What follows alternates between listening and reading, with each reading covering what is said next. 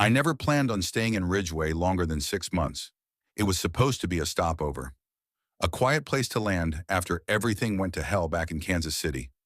I'd left a job I hated, ended a relationship I'd tried too long to fix, and moved 2 hours southeast into a town I'd only ever driven through on the way to my grandparents' old farm. I told myself I just needed time to regroup, time to figure out my next move. I found a one-bedroom rental above a closed-down barber shop on Elm Street. The floors creaked like hell, and the hot water was temperamental, but it was cheap and came with free utilities. That was enough. I got the job at the Dollar Town off Route 7 2 weeks after moving in. Not Dollar Tree, this one was smaller, locally franchised, but still ran on the same business model. Fluorescent lights, paper-thin walls, and shelves stacked with off-brand everything. My manager, Tom, was a retired cop in his early 60s who had zero patience for bullshit, but liked me because I showed up early and didn't complain. Most nights I worked closing shifts, 3 p.m. to 10 p.m., with another cashier or stalker. Tuesdays were different. Those nights I closed alone. That part didn't bother me, at least not at first. It was a Tuesday in late November when this happened, cold enough that my breath hung in the air when I stepped out of my car. Ridgeway didn't get a lot of snow, but the wind was enough to make your bones ache. I remember that day because I'd just hit my 3-month mark at the store. Tom left me a sticky note on the break room fridge that said, "Quarter in. Good work. T." I kept it in my locker. That night was slow, like most weeknights. We got a rush around 5:30, people grabbing canned soup, cough medicine, frozen pizzas. Then it tapered off until the store was mostly silent except for the hum of the fridge units in the back and whatever generic music was playing over the PA system. By 9 p.m., I'd straightened most of the aisles and was running a mop over the linoleum in the back corner near the paper products. My phone buzzed in my apron pocket. A text from Camilla, my sister. "Cam, Mom said to call when you get home. Also, you're coming for Thanksgiving, right?" I didn't reply right away. We hadn't all been in the same room since Dad's funeral, and I wasn't sure I was ready. Then at exactly 9:12 p.m., the front door chimed. I looked up. A man walked in, tall, maybe 6 feet 2 inches, wearing a faded army green jacket and a black baseball cap pulled low over his face. He didn't say anything, just stepped inside and turned left into the seasonal aisle. "Evening," I called out. No response. Nothing about him was immediately threatening, but there was something off. His movements were deliberate, measured, like he wasn't browsing, he was waiting. I gave him a minute, hoping he'd grab what he needed and check out. I hated being rude to customers, even the weird ones. But I was alone and closing in less than an hour. I got on the store intercom. "Hi folks, just a reminder that Dollartown closes in 45 minutes. If you need help finding anything, I'm at the front." Still no response. I watched the security mirror above the register. I could just make out the top of his cap as he moved between aisles. At one point he stopped, just out of view. My chest tightened. I wasn't paranoid by nature. I'd worked retail long enough to know the difference between a customer who's just odd and someone who's testing boundaries. He was the second kind. I reached under the counter and clicked on the small flashlight we kept there, just in case. I debated texting Tom, but he had a strict no phone policy on the floor unless it was an emergency. I didn't want to overreact. At 9:50 p.m., I made the second announcement. "Dollartown will be closing in 10 minutes. Please bring your items to the register." Nothing. I stood up a little straighter, scanning the aisles again. Then the lights flickered. Not all of them. Just the row near the back, by the cold drinks and cleaning supplies. I thought maybe the breaker tripped again. It had done that last month during a storm, but there wasn't any storm tonight. The man still hadn't come to the front. I walked around the counter, flashlight in hand. "Sir, we're closing now." No answer. I moved slowly down the center aisle, checking left and right, one by one. Laundry, snacks, toys, empty. When I reached the back, I hesitated. The restrooms were tucked behind a metal door labeled "Employees Only," but we always let customers use them if they asked. He hadn't. I pushed the door open and stepped into the hallway. The light above the men's room buzzed, flickering like it hadn't been replaced in a decade. I knocked. "Sir?" Silence. I checked the door. Unlocked. I took a breath and pushed it open. Empty. Then I heard it. A crash, sharp and sudden, like glass shattering. I spun around and bolted back into the store. At first, I didn't see anything. Then I noticed aisle 4, the craft supplies. A row of mason jars had been knocked off the shelf. The man stood there motionless, arms at his sides, breathing hard. "What the hell are you doing?" I asked louder than I meant to. He didn't answer. I backed toward the register. "If you don't leave, I'm calling the police." Still nothing. Then he ran. Full speed, but not toward the exit. Toward me. I grabbed a can from the shelf beside me and threw it. It missed, but he ducked. That gave me just enough time to get behind the counter and slam the emergency lock on the side door, the one we use for deliveries. He slammed into the other side a second later. I heard his fist pounding the wood. I grabbed my phone and dialed 911 with shaking fingers. 911, what's your emergency? There's a man in my store. He broke in. He's still inside. I'm alone. Stay on the line. Officers are on their way. Are you in a safe location? I ducked behind the counter. Not really. He was just at the front. I don't know where he is now. Stay low. Stay quiet. I did. Then the lights went out. Every single one. Complete darkness except the faint glow from the cooler section and the buzzing red light from the register system's battery backup. I held my breath. Footsteps. Slow. Heavy. Getting closer. Then his voice. Calm. Cold. Too close. "You shouldn't have locked that door." I didn't think. I grabbed the flashlight and ran straight for the back hallway, through the employee door, down past the break room, and into the rear storage area. There was a side exit we kept locked with a key. I fumbled for it, hands shaking. Something crashed behind me. He was coming. I got the key in and shoved the door open, spilling out into the freezing night. I didn't stop. I ran across the lot to my car and locked the doors. Called 911 again. "Officers are 2 minutes away. Stay in your vehicle." I watched the storefront. Then he walked out, slowly, hands raised. He stared at my car, like he knew I was watching, then turned back toward the store. But the cops got there before he could go back in. 3 cruisers, lights flashing. They surrounded him, shouted commands. He didn't resist at first, but then he started yelling. Unintelligible stuff about someone watching him, tracking him, whispers in the vents, meth, PCP, something worse. They cuffed him and took him away. One officer, a young guy with a buzz cut, knocked on my window. "You all right?" "I think so," I said.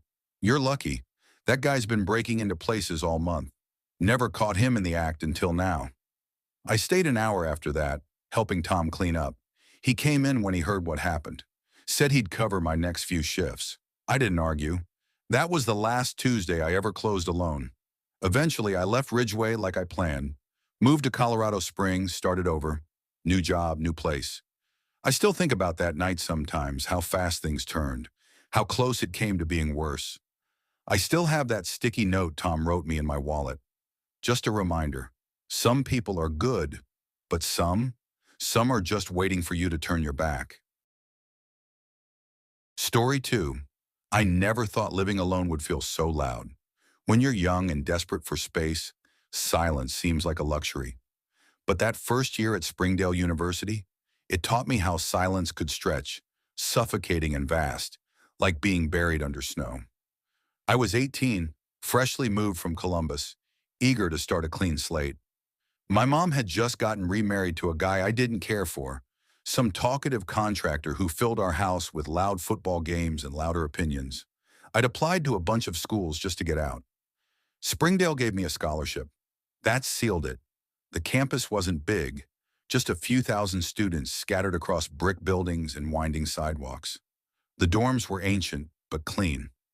I ended up in Maple Hall, a 3-story L-shaped building on the edge of campus, facing a parking lot and a tired little shopping plaza with a laundromat, a pizza place, and a Dollar Tree. That Dollar Tree became my lifeline. Snacks, cheap soap, paper towels, notebooks. On my broke student budget, it was a godsend. I'd walk there 3, maybe 4 times a week, usually around dusk when my classes ended, and I was too tired to care what my hair looked like. That's when I first saw him. He was tall, maybe late 30s, always wearing a green Dollar Tree vest over a dark hoodie. Quiet, wiry, and forgettable in a way that felt intentional. Not the kind of guy you'd make small talk with. Not the kind you'd even remember unless you looked too long. I didn't even learn his name. I never needed to. The first time I noticed him was just a glance. He was restocking shampoo bottles when I grabbed a bag of off-brand tortilla chips. I nodded, the way you do to acknowledge someone without really looking.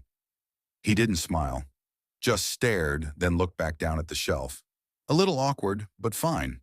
The next time, he was in the school supply aisle, lining up glue sticks when I walked past. Again, the same glance. No words. By the third or fourth visit, I started recognizing him. He didn't act out of place, just present, always. At first, I brushed it off. I was new in town. Maybe I was being paranoid, but slowly something about the pattern started to itch at the back of my mind. Whenever I was there, he was there. Not every second, but close enough to feel wrong. I'd move to another aisle, so would he. Sometimes I'd catch him just standing near the end cap, not restocking or doing anything at all. Just watching. I tried to convince myself it was nothing. Then one night changed everything. It was early October. Midterms were around the corner, and the nights had started cooling off. That evening, I'd walked back from the campus library, too exhausted to cook, so I stopped at the Dollar Tree. Got instant noodles, a pack of cookies, and a frozen burrito. He was at the register when I walked in. No customers ahead of me, no one behind. The store was nearly empty, humming with that weird flickering fluorescent glow. He didn't say anything when I approached, just scanned the items one by one, slow, robotic. His fingers were too long, calloused like he did work with tools. Not the kind of hands you expect behind a cash register. I handed him cash. He gave me change. But then, he spoke. "You live in Maple Hall, right?" I froze. My hand was still outstretched, fingers brushing the crumpled dollar bills he'd placed there. I looked up. "Excuse me?" He didn't blink. "I saw you walking back last week. You live in that corner room upstairs." Every nerve in my body pulled tight. I didn't respond. I didn't nod or ask how he knew. I just grabbed my bag and walked out fast, not looking back. That night I barely slept. I kept replaying his words. How did he know my building? My room? There was no way he could see my dorm from the store. Had he followed me? More than once? The next morning I told myself it wasn't a big deal.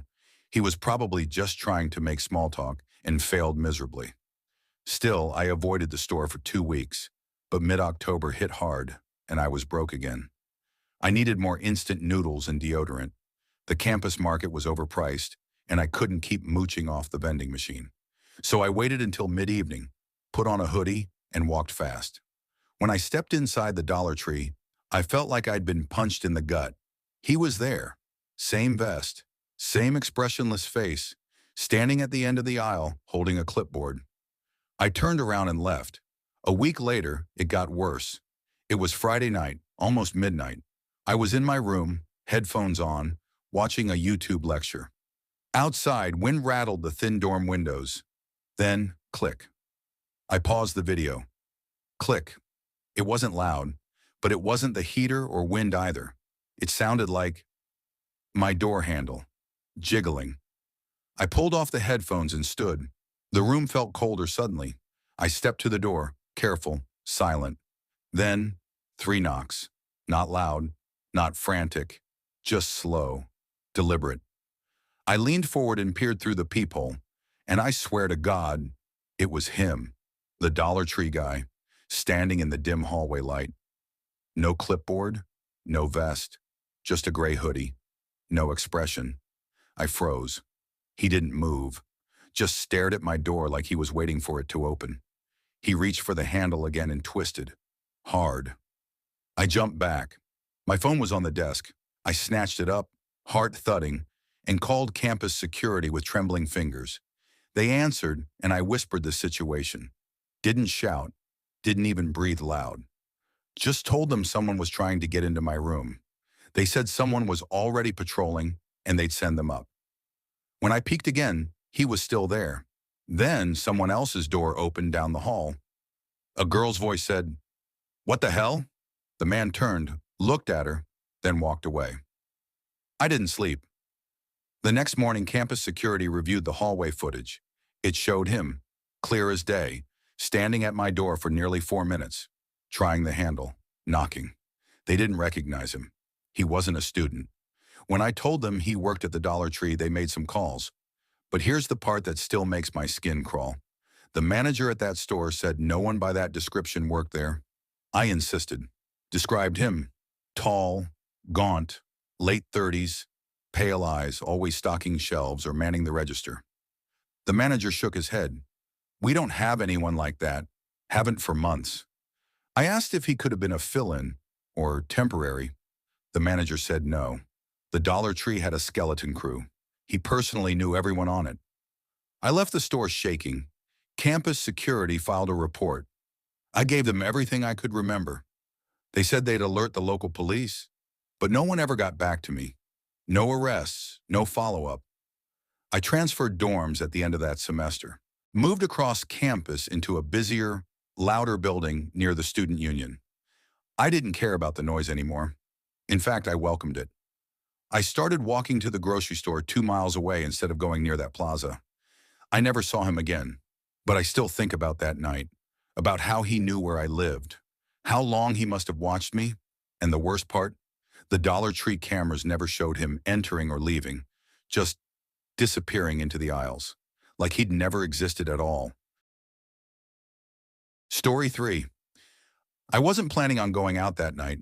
I'd worked a double at the rec center and was halfway through a microwave chicken pot pie when I realized I'd forgotten to get a birthday card for my sister. It was stupid, really. She wouldn't have cared. She's never been the sentimental type. But this was her first birthday since our dad died last fall, and I didn't want to let it go by like it didn't matter. Even a small card seemed like the least I could do. "My name's Evan. Evan Marcus Klein. I'm 27. I live in a quiet suburb called Hartville, Ohio. Not much happens here unless there's a high school football game or a local meth bust. I'd moved into my one-bedroom apartment about 6 months earlier after breaking things off with my ex, Margot. The split was messy, but necessary. She wanted to start a family. I was still trying to pay off student loans.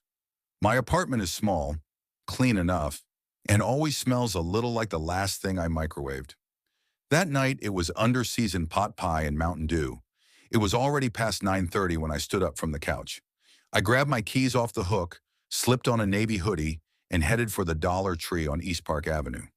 It was open until 10 p.m., and it was the closest store that wouldn't charge me $6 for a card. The parking lot was nearly empty when I pulled in. Just 2 other cars, both parked way off to the side. The air was heavy, still, and humid. One of those sticky summer nights where the crickets go silent if you make too much noise. The neon green Dollar Tree sign buzzed as I walked up to the sliding doors. I passed a shopping cart with one squeaky wheel left abandoned by the entrance. It was oddly quiet. I half expected to hear those cheap, generic store speakers playing a cover of a 90s pop song. But there was nothing, just the soft hum of fluorescent lights overhead. Inside, the store looked like every other Dollar Tree I'd ever been in. Dingy tiles, cluttered end caps, and that weird smell. A blend of cleaning products, cardboard boxes, and cheap plastic toys. There was one cashier, a girl in her early 20s with dyed pink hair and dark circles under her eyes. She was leaning on the counter, scrolling through her phone. She didn't look up as I walked by. I went straight to the greeting card aisle. The birthday section was sandwiched between wedding congratulations and get well soon.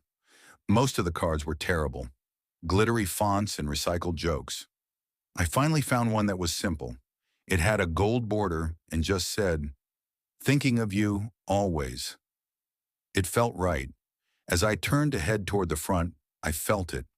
That weird tightening in your chest, like someone's watching you. I tried to brush it off. Stores like this always feel liminal, like time moves differently inside them. But then I saw him.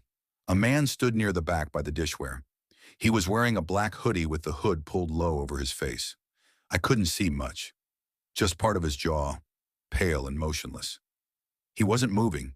He was just standing there, watching. I looked away and kept walking. "Find everything okay?" the cashier asked without looking up. "Yeah," I mumbled, pulling a crumpled 5 out of my wallet. She slid the card into a bag and handed me my change. I didn't see the man again as I left, but I couldn't shake that prickling feeling between my shoulders. The parking lot was quieter now. The breeze had picked up slightly, rustling leaves and pushing a candy wrapper across the asphalt. I walked quickly to my SUV, a silver 2010 Ford Escape. I unlocked it, tossed the bag on the passenger seat, and climbed in. The moment the door closed, I locked it. Habit. I always lock up when I drive. Always. Music started playing as soon as I turned the key, some random playlist I'd left on. I backed out of the lot, pulled onto East Park, and headed home. About 5 minutes into the drive, just as I turned onto Millstone Road, I heard it, a soft thump from the back. I turned the music down. Silence. I figured it was just something rolling around in the trunk. A jacket or the half-empty box of bottled water I'd left back there last week. Then came a second sound. Not a thump, a shuffle. I froze. My eyes darted to the rearview mirror. Nothing. Then, movement. Something rose up slowly behind the back seats. A head. I locked eyes with a man. The same man from the store. He didn't speak. He didn't blink. His eyes were glassy, wide. His hoodie was drawn tight around his face, but I could see the thin line of his mouth. It wasn't angry. It wasn't smiling. It was empty. I screamed. I swerved, barely controlling the wheel. The SUV skidded sideways, tires squealing as I jerked it off the road. The right tire dipped into a shallow ditch. The car jolted violently. I slammed the brakes. Everything stopped. For half a second, all I could hear was my heartbeat. Then, click. The sound of the back door unlocking. I didn't wait. I grabbed the keys, threw open my door, and ran. Behind me, I heard the SUV door swing open. Then footsteps. Heavy. Fast. I tore down the side of the road. On either side, there was nothing but dark woods and scattered lots. No streetlights, no traffic. Just me and him. My breath burned in my lungs. I cut across a ditch and into the trees. Branches whipped at my face. My shoes slipped on mud and dead leaves. I kept running. Behind me, I could hear him crashing through the underbrush. He was close. Too close. Then, a light. A porch light. A house tucked between the trees. One of those old rural homes with a wide front deck and a swing hanging from a chain. I didn't stop to knock. I pounded on the door. "Help, please, someone's chasing me." Footsteps stopped behind me. Silence. I turned. He was gone. Then the door creaked open. A woman in her 50s stood there holding a phone. Her face was tired, confused. "Please," I begged. "He was in my car." "I didn't know. He chased me." She didn't say anything, just looked past me into the trees. "I already called the police," she said quietly. "Come inside." The house smelled like cinnamon and dog hair. She led me to the couch and handed me a glass of water. I was shaking so hard I could barely hold it. 15 minutes later, flashing lights filled the driveway. The man was gone. The officers found my SUV still running, the back door wide open. Inside, they found boot prints in the cargo area. The doors had been unlocked. I'd forgotten to lock them when I went into the store. He'd been waiting there the whole time. The police said I was lucky, said this kind of thing happens more often than people think. Someone sees you park, sees you go in, waits for a door to open. He didn't take anything, didn't say anything, just watched and followed. I gave a statement. They took photos, promised to have patrols sweep the area. But I never saw him again. Weeks passed, then months. I got a new job, moved to a different apartment across town. I still keep in touch with the woman who helped me that night. Her name's Joan. She checks in every few weeks, says she started keeping her front door locked now, even in the evenings. And me? I don't go out late anymore. I never leave my car unlocked, not even for a second. And sometimes when I'm driving at night, I still glance at the rearview mirror. Just in case, because some things don't need to speak to scare you. Some monsters don't need teeth. They just need a second of your carelessness and a place to hide. Story 4, I wasn't supposed to stay in Dalton Creek this long. Originally, the plan was simple. Move back home for a few months, save some money, and head to Indianapolis to figure out what the hell I wanted to do with my life. I'd graduated from Ball State the previous spring, and after a year of soul-sucking job interviews and a breakup that hollowed me out more than I'd admit, I'd packed up and come back to this sleepy town of cornfields and county fairs. My name's Maya Whitlow, and at the time this happened, I was 23 and working part-time at the Dollar Tree off Lincoln Avenue, next to a defunct Radio Shack and a vape store that always smelled like burnt fruit. The job was temporary, just weekends and some evening shifts while I figured things out. I never thought I'd leave that place with a story I still can't shake. It started in September, the kind of humid late summer Indiana gets where the air feels heavy and the mosquitoes still act like it's July. My shift that day was 2 p.m. to close. I remember that because I'd shown up late, my car overheated in the Wendy's drive-thru, and I had to walk the last 5 blocks in sticky heat. Lisa, the store manager, gave me a look when I clocked in. She was stern but fair, wore her blonde hair in a tight bun, and had worked that store since before I was born. "You're lucky I'm short-staffed," she muttered, handing me a register key. "Aisle 7's a disaster, but stay on cash tonight. I'll get the floor." I nodded, grateful she didn't make a bigger deal out of it. The place was packed. Families loading up on plastic Halloween decorations, teenagers giggling over pregnancy tests, and retirees arguing over expired coupons. I got into a rhythm. Beep, bag, receipt, smile. Dollar Tree is like that. Repetition until your brain goes quiet. Then he showed up. He was tall, maybe 6 feet 2 inches, wearing a faded camo jacket and a gray beanie that looked too warm for the weather. His face wasn't anything special. Scruffy beard, dark eyes, maybe mid-30s. But there was something about the way he moved. Deliberate. Like he wasn't just shopping, he was performing. He had 3 things: a Bic lighter, a roll of duct tape, and a pack of yellow chewing gum. Not strange exactly, but off somehow. "Evening," I said, forcing a polite smile. He smiled back, slow. "Evening, Maya." The register beeped. My fingers froze. How do you know my name?" He tapped his chest, grinning. "Name tag." I looked down. Crap. I hadn't even noticed I was wearing one. That was Lisa's doing. She kept a box of old tags and threw them at us whenever she remembered. Still, something about the way he said it didn't sit right. "Cool name," he said, leaning on the counter. "You work here a lot?" I forced a shrug. "Couple times a week." "You from around here?" "I guess," I said. "Just visiting family." That was technically true, and I emphasized the visiting. He chuckled. "Small towns. People always say that like they're not stuck here." His voice had a weird rhythm, like he was half mocking, half testing me. I scanned his items and hit total. $317. He paid in cash. Crumpled bills, fingers brushing mine longer than necessary. "Well," he said, picking up his bag. "See you around, Maya." That was the first time. I didn't tell Lisa. He hadn't really done anything wrong. Just a weird guy making small talk. I dealt with worse weekly, but it didn't stop. 3 days later, he came back. This time, he bought a single energy drink. Stood in my line even though the others were open. "Didn't think I'd see you today," he said. "You working late again?" I didn't answer. He tilted his head. "Don't be shy." This time, Lisa noticed. She was stocking the sunglasses rack nearby. She glanced over and raised an eyebrow, but I shook my head slightly. Again, he didn't do anything, just left with that same slow grin. But the air around me felt heavier. He started showing up every few days, always in my line, sometimes buying something, sometimes just browsing and watching. I'd catch him in the reflection of the freezer glass, standing too still in aisle 7. The aisle with seasonal decor, the one that didn't have a camera.